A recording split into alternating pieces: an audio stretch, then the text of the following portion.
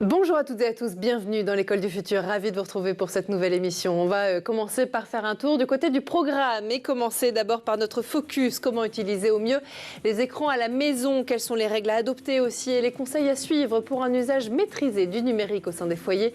Voilà quelques questions que se pose notre partenaire, le Clémy, avec sa série La famille tout écran, dont on regarde un nouvel épisode dans un instant. Et puis elle a une idée derrière la tech, Arwa Chaouki est avec nous aujourd'hui. Bonjour Arwa. Bonjour Philippine. Ravie de vous retrouver. Également. Quel va être l'objet de votre chronique aujourd'hui? Aujourd'hui, je vais vous parler d'éducation financière pendant les fêtes de fin d'année.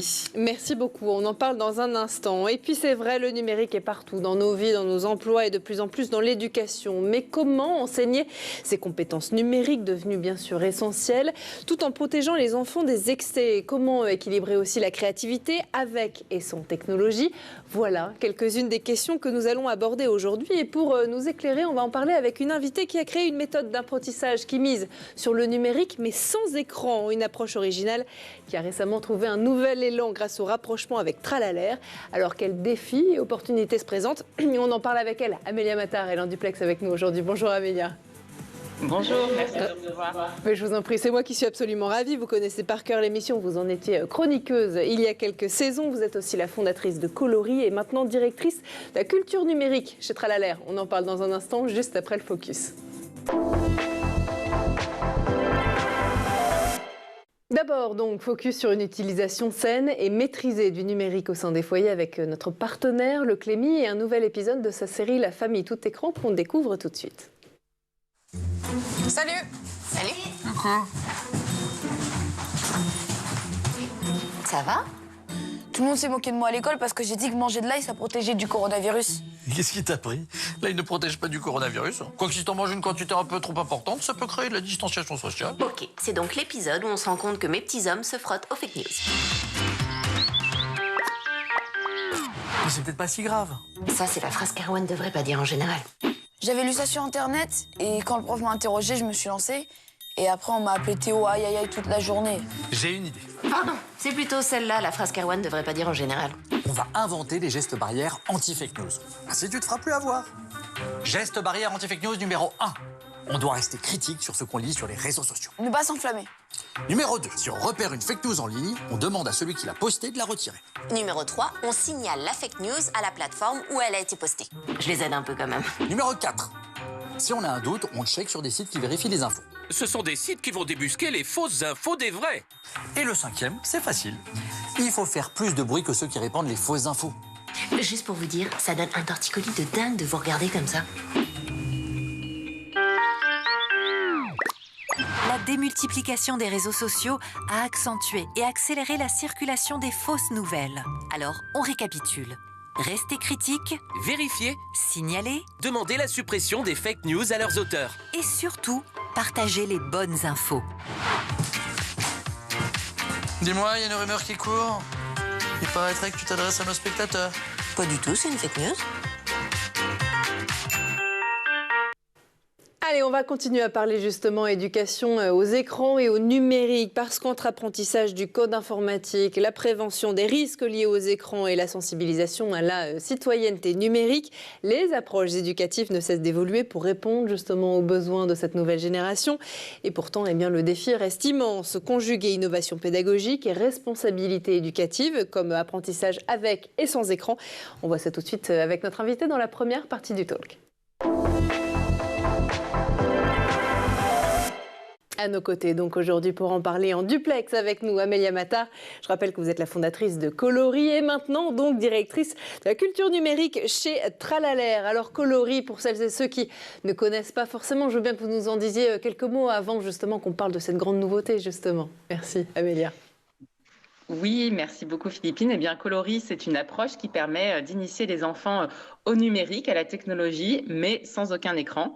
C'est une approche qui existe depuis 2018, qui est composée d'une 60aine d'activités qui vont permettre aux enfants de s'initier aux algorithmes, à la logique booléenne, au système binaire, mais aussi au numérique responsable, à la culture numérique au sens large, à travers des jeux de cartes, des jeux de motricité, des ateliers philo qui vont amener les enfants à ouvrir le capot des nouvelles technologies pour découvrir le moteur, comprendre comment tout ça fonctionne, adopter les repères qui leur permettent d'avoir des usages intéressants et épanouissants et, in fine, grandir en citoyens éclairés, c'est ce qu'on aime bien dire.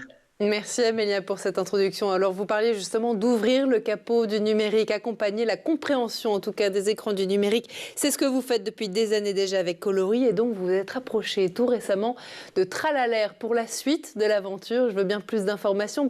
Dites-nous comment ça s'est passé. Ça s'est passé de manière très naturelle. Tralalaire, c'est un acteur qui a maintenant 25 ans d'existence dans l'éducation au numérique et par le numérique. C'est vraiment un acteur reconnu et c'est aussi une organisation ESUS, entreprise solidaire d'utilité sociale, tout comme Coloris. Donc déjà, il y avait des vraies proximités d'activités et de valeurs. Et nous, Coloris, on cherchait effectivement à trouver une solution pour essaimer encore plus parce qu'aujourd'hui, on a vraiment des résultats très satisfaisants sur le terrain, des clients très contents, des enfants qui nous adorent, qui veulent revenir, recommencer d'année en année et on cherchait une solution aussi économique pour pérenniser notre activité. Et Tralalaire, voilà, qui est un acteur installé maintenant depuis de nombreuses années, nous a paru un partenaire évident. C'est un rapprochement stratégique pour nous qui va nous permettre de renforcer nos activités en s'appuyant sur l'expérience de cet acteur reconnu. Vous en avez parlé aussi, Amélia, effectivement, expertise reconnue, notamment sur des thématiques comme la citoyenneté numérique, sujet qui est le vôtre aussi depuis quelques années chez Coloris. Cette alliance, l'objectif aussi, au-delà du sujet financier dont on va parler tout à l'heure, c'est d'élargir votre impact éducatif auprès des collectivités, auprès des écoles, auprès des enfants, tout simplement. Oui, effectivement, de mettre en synergie toutes ces activités, donc Tralalaire notamment à l'initiative d'Internet sans crainte, ce programme financé et soutenu par la Commission européenne qui vise à sensibiliser les jeunes sur les risques numériques. Et c'est aussi l'entreprise qui porte Citizen Code, ce produit, ce logiciel qui permet aux jeunes un peu plus grands que les enfants Coloris d'aborder cette fois-ci la programmation derrière un écran de manière connectée, de vraiment se confronter à la réalité de l'exercice connecté. Donc cette entreprise, effectivement, est assez évidente pour nous comme partenaires puisque on est sur à la fois des activités, des produits qui convergent, mais aussi des cibles qui sont les mêmes, à savoir la volonté de pouvoir s'adresser à tous les enfants sans barrière économique et sociale, sans barrière non plus géographique. Et donc conjuguer nos forces, c'est voilà, de facto aller beaucoup plus loin pour tous ces produits, à la fois pour Internet sans crainte, Citizen Code, Coloris et tous les autres produits Tralalaire, parce que je ne vous parle pas de toute la gamme Tralalaire, mais elle est vraiment très riche. Il y a de nombreux autres produits aussi qui ont voilà, beaucoup de valeur et pour lesquels cette complémentarité d'action va permettre d'aller beaucoup plus loin. Vous parliez aussi tout à l'heure, Amélia, de pérennité économique, justement, pérennité des activités pour Coloris. Vous aviez besoin, effectivement, de soutien pour continuer votre développement. C'est vrai que la pérennité financière, en tout cas, c'est régulièrement, même quasi totalement, un sujet pour les startups du secteur de l'éducation et du numérique. Vous y étiez aussi confrontés, comme presque toutes les autres ? Oui, je pense que c'est un point effectivement important à aborder et je pense que c'est fondamental d'être transparent sur cet aspect. Oui, le secteur de l'éducation est un secteur compliqué dans lequel entreprendre et notamment d'un point de vue économique. Voilà, quand on regarde les chiffres, on voit bien que les levées de fonds, les financements sont beaucoup moins évidents que dans d'autres secteurs. Malgré tout, Coloris a quand même fait la preuve d'une vraie longévité, parce que 7 ans dans ce secteur, c'est remarquable. Et voilà, je le dis humblement parce que je n'en suis que la figure publique, mais derrière, c'est toute une équipe, voilà, toute une aventure collective qui a permis tout ça. Mais malgré tout, voilà, effectivement, c'est un secteur compliqué et je pense qu'une des réponses à la complexité, effectivement, économique de ce secteur, c'est de pouvoir se rapprocher, de pouvoir mutualiser ses forces et notamment ses forces économiques. Et je trouve qu'au-delà de cet aspect purement financier, il y a quelque chose aussi de très réjouissant d'un point de vue humain parce que finalement, on se rend compte que c'est un secteur où les entrepreneurs sont quand même assez singulier par rapport à d'autres secteurs. C'est des entrepreneurs presque militants avec une vraie vision de l'éducation de l'enfant. Et donc, c'est aussi très plaisant de pouvoir collaborer à beaucoup plus d'acteurs, beaucoup plus d'individus. Voilà, on sait que l'intelligence collective est beaucoup plus forte que l'intelligence individuelle. Ça, c'est sûr. Effectivement, vous avez bien raison. Coloris en chiffres, justement, ces 7 dernières années, qu'est-ce que ça donnait? Vous étiez dans combien de collectivités, d'écoles? Ça représentait quoi en nombre d'enfants touchés, par exemple? Alors, on estime qu'on est à 40 000 enfants initiés dans plus de 80 villes, environ 600 écoles qui ont adopté Coloris dans leur classe. Et leur centre de loisirs, parce qu'on est beaucoup dans les centres de loisirs. C'est ce que j'allais dire, effectivement, mais rien que ça, c'est déjà énorme, effectivement. Alors, Tralaler développe, vous l'avez dit, des contenus numériques pour à peu près d'1 million de jeunes aussi chaque année. Vous vous inscrivez, de ce que je comprends désormais, dans une ambition, c'est vrai, similaire et à grande échelle aussi auprès d'eux. Cet accomplissement, quelque part, enfin ce rapprochement, est-ce qu'il est justement pour vous une forme d'accomplissement ou un nouveau départ, ou les deux d'ailleurs? Les deux, très clairement. Pour moi, c'est une étape, tout simplement, vers la suite pour Coloris. 7 ans, c'est à la fois beaucoup et pas beaucoup, parce que voilà, quand on regarde une structure comme Tralaler qui a 25 ans, on se dit qu'on a encore de belles années devant nous. Et puis, on a surtout de gros enjeux encore face à nous d'éducation au numérique. On voit bien que, voilà, avec les intelligences artificielles génératives, avec les réseaux sociaux, cette hyper-connexion de notre société, cette éducation est de plus en plus essentielle. Et donc, voilà, on a le sentiment d'avoir encore beaucoup à faire. Et moi, je ressens une forme de soulagement de pouvoir poursuivre à côté d'un acteur effectivement ancré à la fois dans les institutions, dans les territoires. Voilà, on a le sentiment qu'on va aller pouvoir faire beaucoup de choses ensemble, quoi. Et vous êtes d'ailleurs maintenant dans votre titre, à la fois fondatrice de Coloris et puis directrice de la culture numérique chez Tralaler. Justement, cette culture numérique, vous avez commencé à m'en parler, mais il y a encore un peu de boulot à faire en France là-dessus, non ? Oui, il y a énormément de boulot à faire. Je crois qu'on observe à la fois une sorte de crainte vis-à-vis de tous ces sujets de la part des professionnels, des parents, et une crainte qui est parfaitement légitime parce qu'on voit bien que la machine s'emballe et que ça va très vite et que voilà, ça va à une vitesse qui est parfois un peu déroutante. Mais à la fois, oui, on a besoin face à ces craintes de s'éduquer, de comprendre, d'être sur du temps long, de prendre de la hauteur. Et c'est vraiment tout l'objet de tous les contenus éducatifs Tralaler. Et oui, il y a du travail effectivement dans nos écoles. Et on le fait avec beaucoup d'enthousiasme. Justement, on va continuer à en parler ensemble. On va parler aussi de ces nouvelles initiatives de Citizen Code aussi, dont vous vous occupez maintenant, en plus de Coloris, en plus de la culture numérique chez Tralaler. On en parle ensemble dans un instant. D'abord, on fait un petit tour du côté de la planète tech. Images et vidéos d'abord, c'est le Zap et c'est l'œil de Jean Martineau.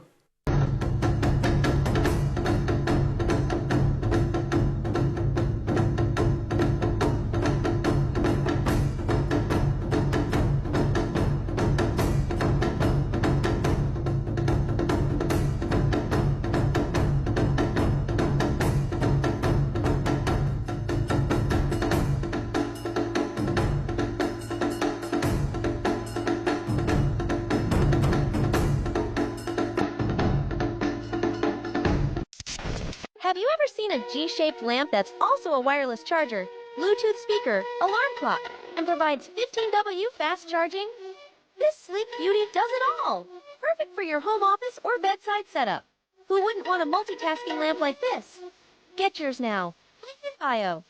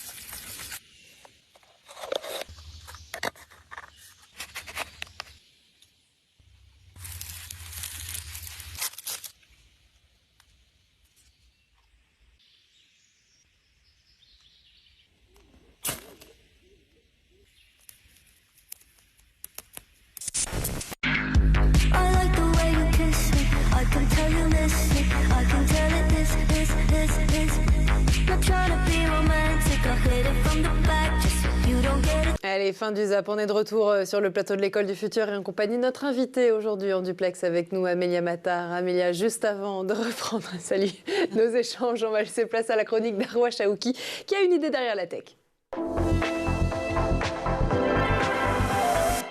Arwa, au programme de votre chronique aujourd'hui, les fêtes de fin d'année approchent à grands pas, c'est vrai, et je crois que tout le monde a hâte, surtout les enfants. Et justement, vous avez des suggestions afin de préparer cette période tout en les sensibilisant, sensibilisant à la gestion financière. Mais oui, exactement. L'éducation financière, c'est quelque chose qui doit se transmettre à nos enfants toute l'année, 365 jours par an.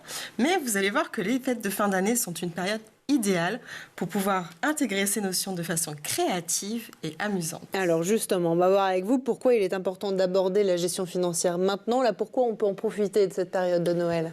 Parce que en fait, les enfants sont bombardés de sollicitations. Il y a d'ailleurs une montée des publicités. On le voit tout le temps, des publicités sur les jouets, sur les activités, les vitrines lumineuses. Et du coup, ça leur donne une vision erronée de la valeur des choses, de la valeur de l'argent. Et ils ont l'impression qu'on peut tout avoir facilement. Alors, selon une étude réalisée par Génération & Co, les familles françaises dépensent en moyenne 136,90 € par enfant pour les cadeaux. 136,90 € par enfant, c'est un très beau budget. C'est d'ailleurs 10% de plus que l'année dernière. Ah oui. Exactement. Exactement. Par rapport à l'inflation, Malgré les l'inflation, parents ont souhaité justement cette année pouvoir récompenser leurs enfants, pouvoir leur donner plus de cadeaux et se rattraper par rapport à l'année précédente. Et c'est pourquoi c'est pourquoi il faut en profiter justement pour donner des cadeaux éducatifs et qui peuvent faire plaisir à toute la famille. C'est vrai que cette période, elle s'y prête bien. Concrètement, comment on peut intégrer ça dans l'esprit des fêtes, justement? Au Royaume-Uni, il existe une pratique qui s'appelle la règle des 4 cadeaux. Elle consiste à offrir 4 présents à ses enfants. Le premier, c'est un objet qu'ils désirent, un jouet qu'ils souhaitent le plus. Le deuxième, donc, c'est quelque chose dont ils ont besoin pour leur quotidien. Le troisième, un vêtement ou un accessoire qu'ils peuvent porter. Et enfin, un livre pour encourager la lecture. C'est une pratique qui est d'ailleurs en train de se répandre en Europe et notamment en Allemagne parce qu'elle valorise une consommation responsable tout en faisant plaisir à nos enfants. Et je l'ai testé justement sur mes filles. C'est vrai.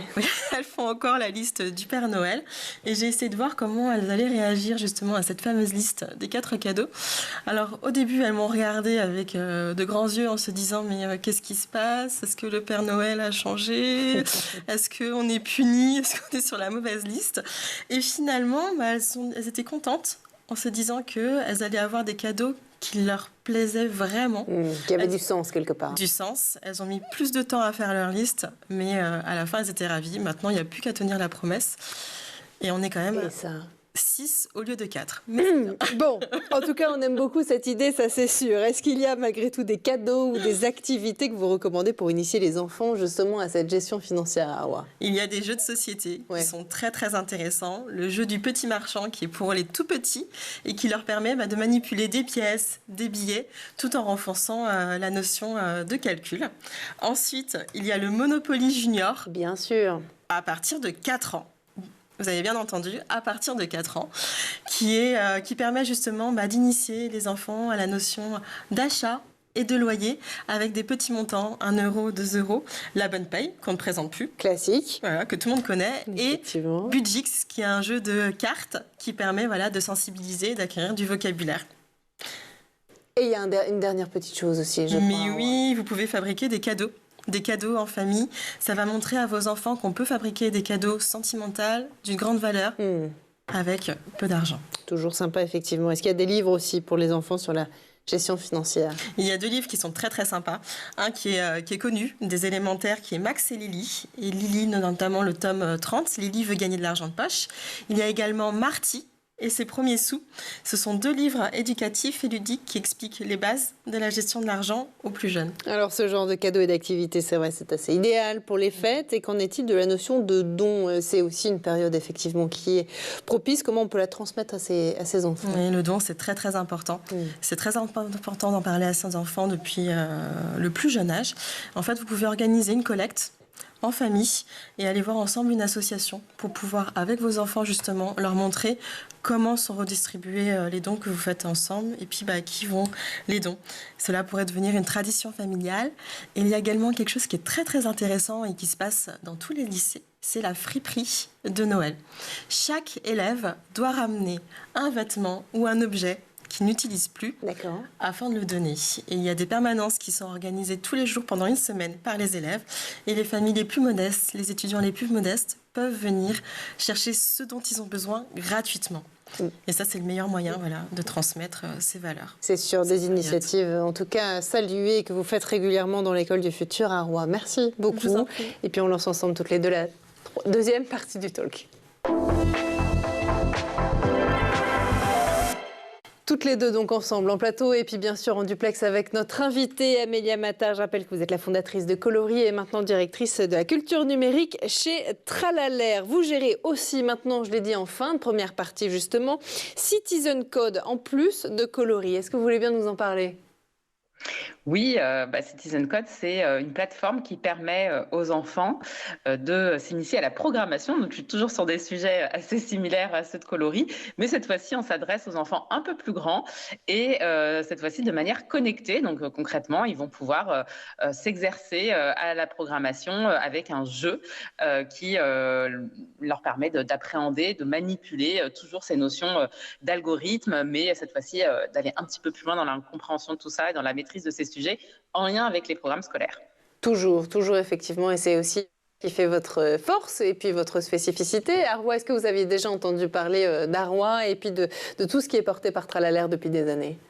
J'avais entendu parler de Coloris et j'ai suivi en fait Coloris depuis sa création sur les réseaux sociaux et notamment pendant la période du Covid. Et vraiment bravo pour tout ce que vous faites. J'ai suivi également le rachat avec Tralalaire et j'ai hâte en effet d'en savoir plus sur ce jeu. Vous avez une fan, oui. Amélia. Elles sont nombreuses, deux même, bien sûr, évidemment. Quelles sont justement les compétences, parce qu'on en parlait effectivement dès la première partie de l'émission, les compétences numériques qui vous semblent aujourd'hui prioritaires, Amélia, pour les enfants dans ce monde en constante évolution? Vous avez parlé, et on en parle régulièrement d'ailleurs ici sur ce plateau, d'intelligence artificielle, le risque de la désinformation, notamment en ce moment en période électorale, etc. Est-ce que justement l'une de ces compétences clairement numérique auquel on ne pense pas forcément maintenant, mais qui est en fait très lié, c'est l'esprit critique peut-être aussi. Est-ce que vous l'apprenez aussi aux enfants ? Oui, bien sûr. Aujourd'hui, je trouve que finalement, quand on parle d'éducation numérique, on parle d'éducation au sens large parce que le numérique cristallise tous les enjeux éducatifs. Finalement, il y a effectivement cette question d'esprit critique, de savoir discerner le vrai du faux, savoir trier le flux d'informations auquel on est exposé aujourd'hui. On fait face à ce qu'on appelle une infobésité et nos enfants, nos adolescents aussi. Et ils ont besoin effectivement de pouvoir discerner les informations, déterminer celles qui sont justes, celles qui le sont moins, apprendre véritablement à traiter tout ce flux d'informations. On a aussi, quand on parle de numérique, les enjeux d'orientation et de métier, et notamment vis-à-vis des femmes. Aujourd'hui, on sait que ce sont des secteurs d'activité où on trouve trop peu de femmes. Or, on est en manque d'ingénieurs et a fortiori d'ingénieureux. Et donc, quand on parle d'éducation numérique, on parle aussi de comment on invite les filles et plus tard les femmes à s'intéresser à ces sujets, quels sont vraiment les outils, les façons de faire, les méthodes qui permettent de créer des vocations auprès d'un nombre d'enfants et nombre de jeunes filles plus important. Quand on parle de numérique, on parle aussi d'écologie, parce que c'est un secteur d'activité dont l'impact n'est pas du tout neutre sur notre environnement. Donc on peut aussi, et c'est ce qu'on fait chez Coloris et plus largement chez Tralalaire, aborder ces questions de sobriété numérique et d'empreinte écologique du numérique. Et puis enfin, effectivement, enjeu énorme, majeur de notre époque, l'intelligence artificielle. On est aujourd'hui aussi obligé d'accompagner nos enfants sur ces sujets. À la fois, on revient sur ces questions de fake news et de discernement, d'esprit critique, parce que l'intelligence artificielle nous met face à des contenus très surprenants, très bien faits, mais fallacieux. Et il y a aussi cette question d'utiliser l'intelligence artificielle, parce que moi, j'ai jamais été très fan de l'interdiction, et de toute façon, les enfants savent très bien contourner les interdits. L'intelligence artificielle est aujourd'hui tellement facile d'accès, c'est évident qu'il faille plus accompagner, éduquer nos enfants à bien utiliser ces outils et à préserver leur intelligence, leur capacité cognitive face à voilà, toutes ces facilités, plutôt que d'interdire. Vous nous parlez justement de l'interdiction de l'intelligence artificielle, qui est très liée quelque part aussi à l'interdiction des écrans, qui fait débat, la place des écrans depuis des années déjà. C'est pas nouveau effectivement, à la fois au sein du gouvernement et dans la société française.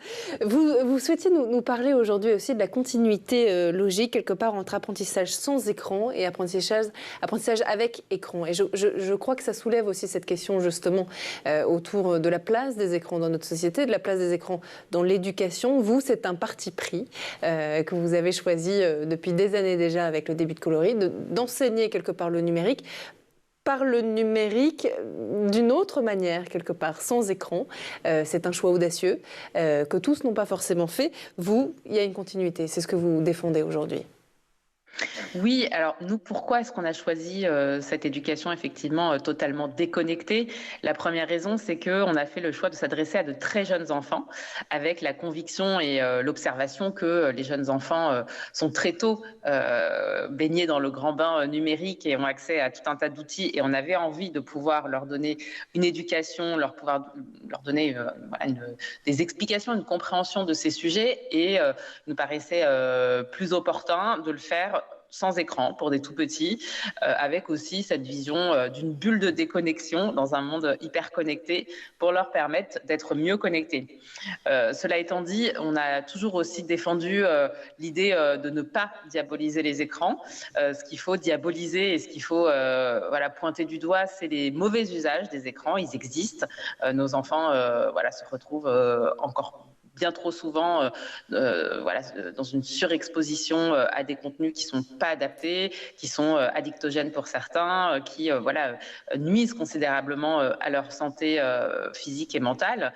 Mais à côté de ça, aujourd'hui, on est aussi dans une époque formidable avec la possibilité d'avoir accès à une grande variété de contenus, dont les contenus produits par Tralalaire, qui sont très riches et très aboutis et de qualité assez spectaculaire. Enfin voilà, jamais dans l'histoire de l'humanité on a pu avoir accès à tant de contenus si bien faits, si didactiques, si pédagogiques, si entraînants pour nos enfants. Et donc charge à nous en tant qu'adultes, professionnels et parents et accompagnants d'enfants, on a tous des cousins, des neveux, des voisins. On est tous en tant qu'adultes, pas que parents, responsables de nos enfants. Et donc charge à nous de les orienter vers ces contenus intéressants qui les enrichissent, qui leur permettent de grandir en apprenant, en créant, en développant leur curiosité, leur esprit critique, et en limitant effectivement l'accès à des contenus qui sont dangereux, inappropriés, source d'addiction pour eux. Et je crois que c'est effectivement très important de faire la part des choses. Et certes, on a fait ce choix d'être déconnecté avec Coloris, mais c'est aussi parce qu'encore une fois, on travaillait avec des tout petits, parce qu'aussi on avait envie de pouvoir essaimer très largement cette éducation, et que être déconnecté, être dans cette approche low-tech, ça permet aussi d'aller très très vite dans le déploiement. C'est très facile, il n'y a pas de mise à jour, il n'y a pas de technicité particulière. On avait aussi envie à travers ce choix non déconnecté, d'envoyer le message qu'il faut des moments déconnectés pour nos enfants. Il faut qu'ils puissent faire autre chose que d'être derrière les écrans. Mais encore une fois, c'est une question de choix, d'usage, de choix de contenu, plus que écran ou pas écran, quoi. En tout cas, c'est un choix que vous avez fait, que vous continuez de faire avec Tralalaire. Je crois que je ne peux pas trouver mieux comme conclusion que vos mots. Donc merci infiniment, Amélia Mattard, d'avoir été parmi nous aujourd'hui. Je rappelle que vous êtes la fondatrice de Coloris et maintenant directrice culture numérique chez Tralalaire. On a été ravis de vous recevoir, et puis on vous souhaite aussi, bien sûr, beaucoup de succès dans le cadre de vos nouvelles fonctions. Merci beaucoup. Merci aussi à vous, Arwa, d'avoir été parmi nous aujourd'hui, toujours pour parler éducation financière. C'est un sujet important. Merci à vous de nous avoir suivis. Et puis comme tous les jours, dès demain, dès 12h30 et toujours bien sûr dans l'école du futur, on se retrouve. Et d'ici là, je vous souhaite de passer une très très belle journée.